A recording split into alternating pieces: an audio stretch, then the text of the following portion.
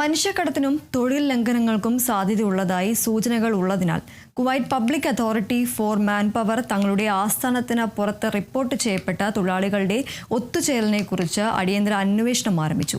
Case general department of criminal investigation refer ചെയ്തു.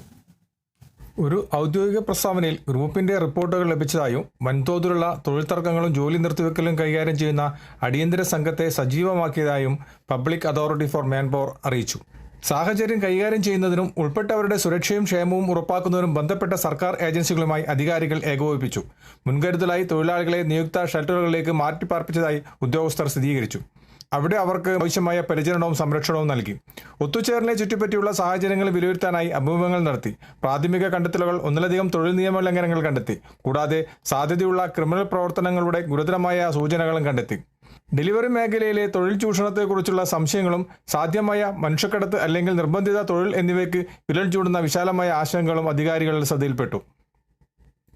ഈ കണ്ടെത്തലുകളുടെ വെളിച്ചത്തിൽ ഏതെങ്കിലും ക്രിമിനൽ പെരുമാറ്റത്തിന്റെ വ്യാപ്തി നിർണ്ണയിക്കുന്നതിനും ആവശ്യമുള്ളിടത്ത് നിയമ നടപടികൾ ആരംഭിക്കുന്നതിനുമായി കേസ് ഔദ്യോഗികമായി ക്രിമിനൽ ഇൻവെസ്റ്റിഗേഷൻ വകുപ്പിലേക്ക് റഫർ ചെയ്തു. കുവൈത്തിൽ നിന്നും കേരള വിഷന് വേണ്ടി IV സുനേഷ് വെങ്ങര.